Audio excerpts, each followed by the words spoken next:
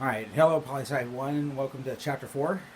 This isn't as long as Chapter 3, so should not be too bad for you. All right, again, these are my notes, some from the book. Do not give me back my notes in the outlines, please. Um, but let's get started. All right, so the executive. So now we're looking at the president. So the power problem. We'll start with the bureaucracy and we'll end with the bureaucracy when we get through this chapter. We'll talk about the bureaucracy. The bureaucracy is huge. How big is the executive branch? A lot of people don't know how big the executive branch is. The executive branch is huge. All of those agencies that you've heard of, IRS, CIA, NASA, the Defense Department, all of those are part of the executive branch. They're part of the bureaucracy. So how many presidents are there? There's only one president. Can the president control all of those different entities? It's very hard for a president to do that. So that becomes the power problem when we look at the presidency. Is one person in control of all of the bureaucracy. Bureaucracy is very big. So that can become the power problem. So presidential power. Legal powers of the president comes from Article 2 of the Constitution. Article 2 because that sets up the executive branch. So the president has legal powers. The president can veto laws. So that's an enumerated power. So enumerated powers. Again, enumerated. There it is again. I think I mentioned this in a lot of chapters. Again, if you don't remember, enumerated powers means that powers that are stated in the Constitution. The president negotiates and signs treaties. So the president will negotiate with other countries and sign those treaties. Why doesn't Congress go out and sign treaties with other countries?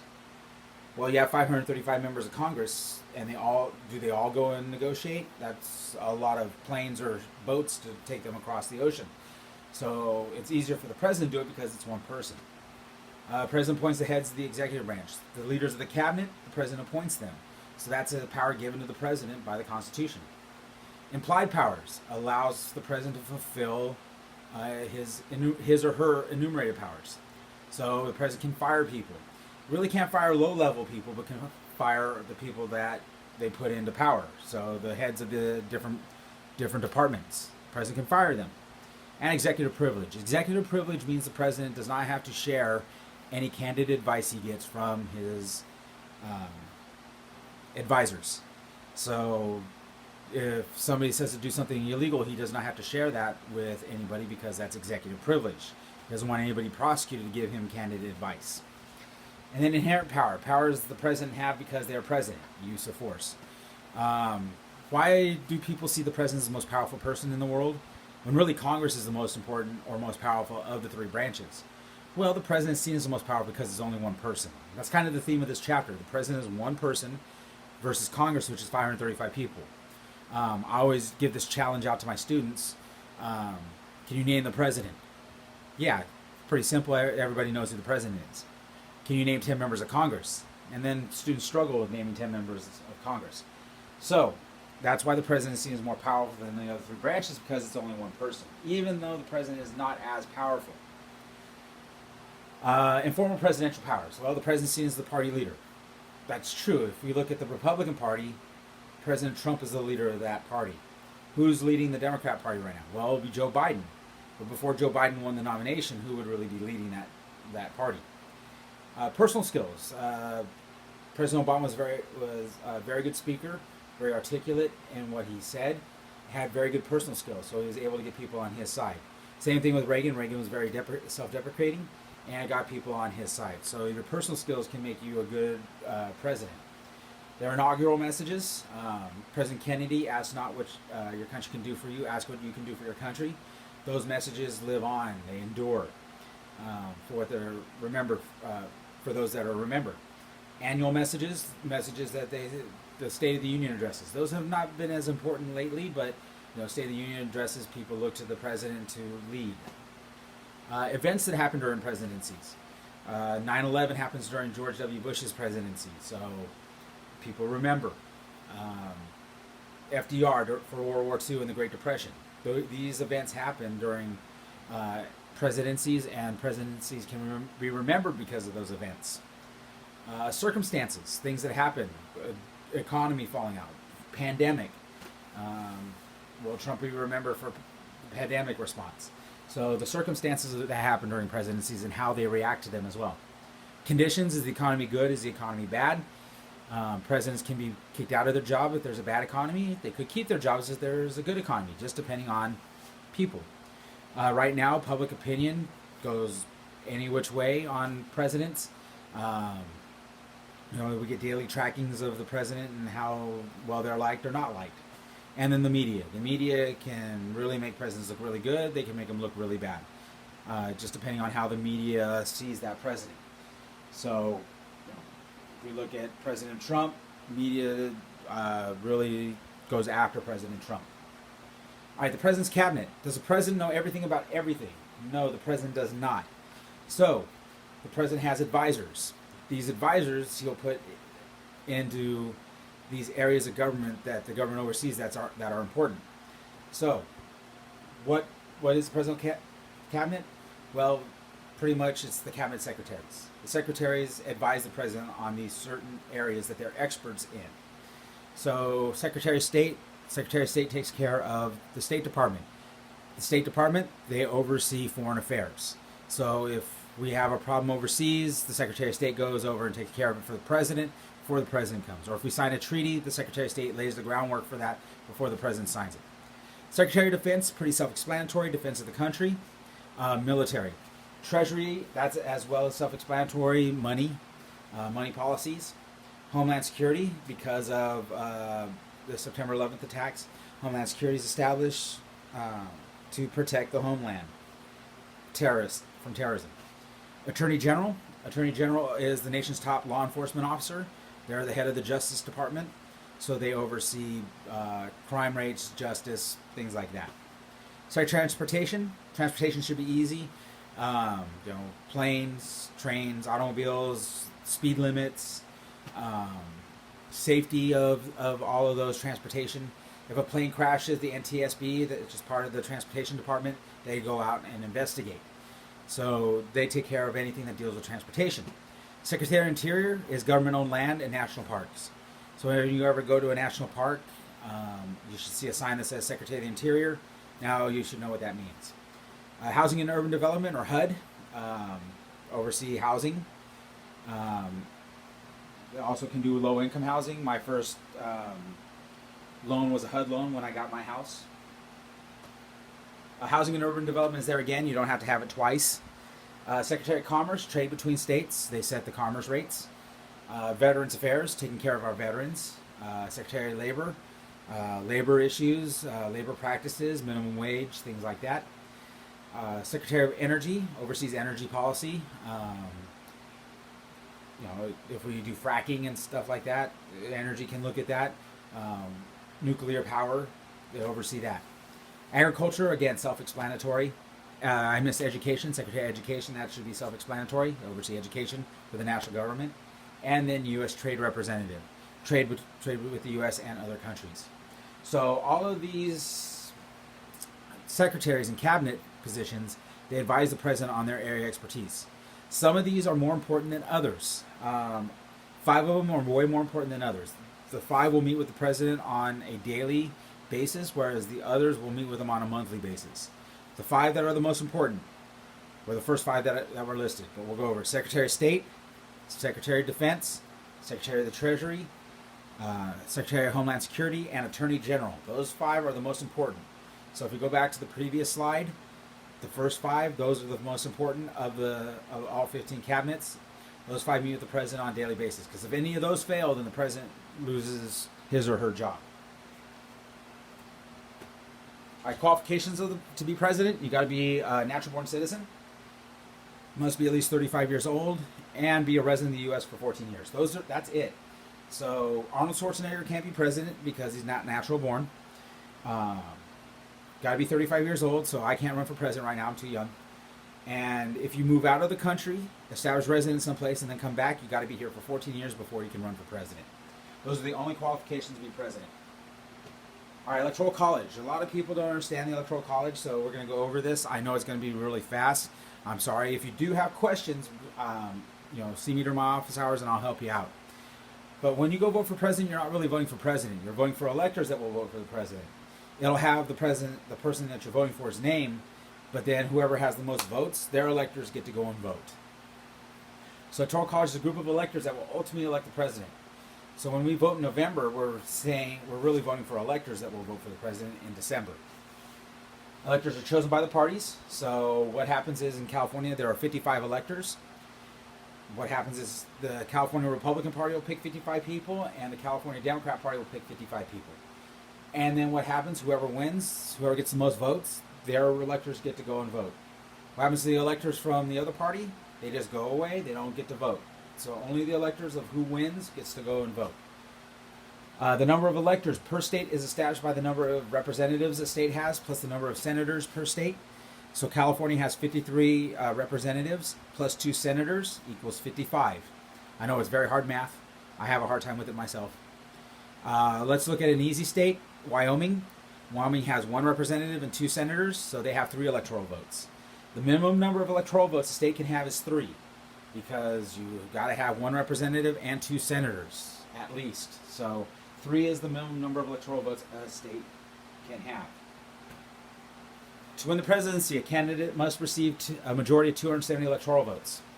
So there are 538 total electoral votes. So if we added up Congress, 435 members of Congress, of the House, 100 senators is 535. 3 electoral votes is given to the District of Columbia. They should have a say as well in who becomes president. So Washington, D.C. gets 3 electoral votes. To win, you have to get a majority of 270. It is conceivable that it will go 269, 269. If that does happen and nobody gets to 270, then it goes to the House of Representatives to be voted on, and they will vote on it. So that's the reason for, if there was a tie or anything like that. It's only happened once, and that was the 1900 election. No, not 1900, 1800 election. Adams, Jefferson, and Burr nobody reached the majority, so it went to the House and it was voted on like 50 times before they decided who would be president. So it has happened. Recently, it has not. Okay. The reason that the founders established the Electoral College is because of the fear of excess democracy. Again, mob rule. We talked about that in Chapter 2. Mob rule is not a good thing. So that's why the founders put in this idea of the Electoral College to vote for the president. You don't want the majority to always win. All right, presidential succession. The 25th Amendment provides a mechanism whereby the vice president can serve as an acting president. So the first half of this has always happened. The second half never happened. The president can just declare himself disabled and can authorize the vice president to assume his job. So the president is going into surgery. They can sign over that the vice president is now president, and the vice president will be president for an hour. It did happen back in 2007, I think. George W. Bush went into surgery. Dick Cheney was president for about an hour. So this has happened. This first half has been used. The second half has never been used. The vice president majority of the cabinet can declare that the president is disabled, in which case the vice president also assumes the job. So the vice president goes to the 15 cabinet members. If 8 agrees with the president is removed from office and the vice president takes over. It has never happened yet. The president may claim that he is fit again to serve, but the vice president and the majority of the cabinet may still find him unfit to serve. If this happens, then the matter is resolved in Congress. Both houses need a 2/3 majority to find the president unfit to resume his duties. This has not happened, not yet. It could happen, but the first half of the 25th Amendment, yes, has happened. The second half, where the vice president, majority of the cabinet, has not happened. Vice presidents tend to be loyal to their presidents. Double vacancy. What happens if both the president and vice president die? Presidential Succession Act of 1947 establishes the following line of succession. 1947, what could kill both the president and vice president? Nuclear weapons. If a nuclear bomb goes off and kills the president and vice president, who then becomes president? Well, it falls to the Speaker of the House. The Speaker of the House will become president. But if a nuclear weapon can take out the president and vice president, can take out the Speaker of the House? Yes. So then we have the president pro tem of the Senate take over. But if a nuclear weapon takes out the first 3, could it take out the president pro tem? Yes. Cabinet secretaries, in chronological order of the establishment of their departments, beginning with the Secretary of State and ending with the Secretary of Homeland Security. That's who becomes president. So it goes through the cabinet secretaries all the way through. If you've heard of that TV show called Designated Survivor, it's kind of like this. What happens is there's one time a year where everybody's on the same building. The State of the Union address, everybody's in that building except for one cabinet secretary. They're sent off to an Air Force base, Army base, and are protected in case there's an attack. Takes out the whole government. Then whatever secretary is known as the designated survivor will then take over and become president. It has not happened. We haven't got down to the part where Speaker of the House has become president yet. All right, impeachment. Since impeachment happened this year, it'd be good to go over because a lot of students will ask about it. Article 2, Section 4 states, the President, Vice President, all civil officers of the United States shall be removed from office on impeachment for and conviction of treason, bribery, or other high crimes and misdemeanors. So, we can go through these pretty quickly because we're running out of time. Treason's pretty easy. You sell out your country. Bribery, try to buy somebody to vote a certain way. High crimes, murder, rape, things like that. Misdemeanors becomes the problem. Anything is really a misdemeanor. Should presidents be impeached? It depends on your interpretation. You have to think of impeachment as a trial because that's what it is. It's a trial. You have a prosecutor. That's the House of Representatives. They impeach. So they're the ones that bring impeachment. So all 435 members look if the president committed a crime. If a majority agree, then the president is impeached. That happened this year. The defendant, of course, is the president. The president will defend themselves. They will send lawyers to go defend them at a trial. The jury will be the Senate. They convict impeachment. So the jury, the Senate, will get together, and they'll listen to all the evidence, and then they'll vote on if the president committed a crime or not. If 2/3 of the Senate agree that the president committed a crime, they're thrown out of office. It didn't happen this time. Majority did not agree. 2/3 majority did not agree, so President Trump remained president. And then your judge is the Chief Justice of the Supreme Court. Pretty much a ceremonial head. They oversee the proceedings. That's pretty much what they do. So that's kind of how impeachment works in a fast way. And then bureaucracy, we talked about it at the beginning. Now it's the end. These are agencies within the federal government that oversee certain policy areas. All those cabinet secretaries oversee these different areas. We have 4 different types of bureaucracy in the United States. There's executive departments, or the cabinets, so the Secretary of Defense, Defense Department, Justice Department, Attorney General. All of those are executive departments. They're listed. They're important. They're cabinets. You have independent executive agencies. They're independent from the cabinet. They do not fit with any other agencies. So CIA is an independent executive agency. It does not fit with any of the other 15 positions. So the CIA is its own agency. It's independent. NASA is another independent agency. It does not fit with any of the 15 cabinet positions that we talked about earlier. Commissions, group of experts that regulate an industry. The FCC, Federal Communications Commission, they oversee radio waves, what can be done on TV, what can be said on TV. They decide what's appropriate and not over broadcast. And then government corporations, government-owned businesses. You pay a fee for service. The post office, Amtrak, those are government corporations. They're owned by the government. And, of course, the president is head of all of these different agencies. All right, let's see. That's it for Chapter 4. I think you'll probably want to know about the Electoral College, so if you want to know any more about it, just see me during my office hours, and I'll help you. But that's important. You should probably know why the president is seen as more powerful. You should definitely know about bureaucracies. Go over those and review those. If you have any questions, please do come to my office hours. I am there from 10 to 11:30 or 10 to 12:30. I might be out and about, but I'll be on my phone. So if you do need help, and hopefully I'll have good enough internet to be able to converse with you. If not, I will get back with you. Or if I'm not there, shoot me an email and I'll get on. Even if you can't make those times, shoot me an email and I'll try to get on for you if I have time. All right. All right. Thank you, guys. We'll see you for Chapter 5. Also, probably we need to do the study session for the first test. All right. Talk to you later. Bye.